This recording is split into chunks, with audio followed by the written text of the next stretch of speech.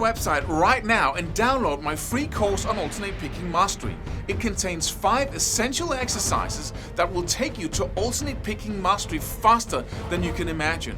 And then I've included my method of how to lay out a practice plan in just 1 to 2 minutes that will absolutely boost your results like nothing you ever tried before. So go download it right now. It's free.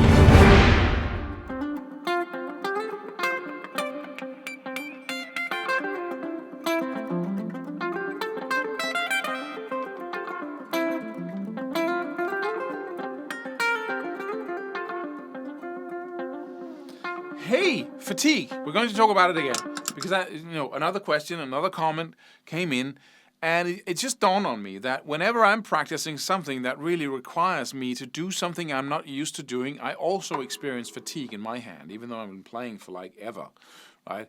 But what you need to do in that case is you need to slow down. Just imagine running, right? You're running at a tempo where you have to stop at some point because you're simply using up more energy than your body can, when you're running, when you're doing any muscular work, your brain and body is replenishing your muscles with ATP, energy basically. So it's infusing new energy into your muscles as you run. But if you're using up more energy than your muscles can, replenish, or your body can replenish, then you are absolutely going to hit a wall at some point and you can't do any more stuff, right? So and that's why if you want to run for very far, you want to run at a tempo where your body can replenish your muscles as you use the energy. And that's of course what you increase when you practice or for a marathon or you train yourself, is that your body gets better at this process. But when you're practicing, and you can do the same thing, you can think in the same principle when you're practicing, that when you are playing, you experience fatigue. But if you want, you can either take a break, right, like you do when you run, and then your body can say, okay, now I can replenish the energy in your fingers and your arm and your hand. There's no muscles in the fingers, but it's all in the arm. And then you can play some again. But then you go too fast, and then you have to take a break again. That's just the limitations of your body. But you can find the upper limit of how fast you can play any given thing while still replenishing all the ATP in your muscles so you can keep going. And if you can find that sweet spot, then when running, suddenly you just feel you can run forever. You just go, go, go, go, because there's this balance in your body. And if you then do the following, you push yourself just a little bit by the end of your practice session. You want to find a tempo, and that might not be very fast, but it's also the tempo where your brain can learn the most rapidly. So you're actually playing too fast for your brain, because as soon as your body lacks ATP, then you start feeling that fatigue in your hands. And that is stress.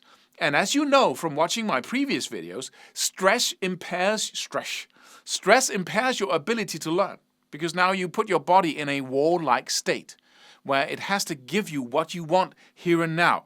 It doesn't have time anymore for long-term activities like learning, like programming your brain with new patterns of movement. So if you pull back and try to practice at a level where you can absolutely just keep on going, and that might not be very fast in the beginning, then you are at the sweet spot of learning, and then you can keep going, going, going, going. And I break that all the time when I want to learn faster, when there's something I want to teach you, and I practice it before I do the video, and then I just want to go faster than I can. And that's not the best way to go about it. It's not the most efficient way to go about it. Taking breaks all the time because you get tired is really the slowest way of going about it. If you can find that sweet spot where you learn the fastest and you don't get tired, then you have just a perfect practice tempo available to you. And if you doubt this, this is too slow, Klaus, I can't. Then if you doubt this, then please do it for at least 4 weeks in a row with 1 or 2 things. And I promise you'll just feel that or just a day, right? I often tell people if they try to play something and they can't play it and they just try, it's just stop, play it 20 times at a tempo where you can get every single detail right. 20 times just, or like 30 times perhaps, and then try to play it again. It always works. They always gain a newfound, accuracy just by doing it, because it's so, we never do that because we have a brain, a monkey brain, that keeps pushing us forward, and it's really pushing us backwards. So try it at least for, a couple of hours with a lot of repetitions, and then really feel and experience how well that works, how much better you become when you then try to play even much faster than you do at that level, right? It works in the most amazing way. So have fun. Subscribe for more free videos. Do it. Do it now. Do it.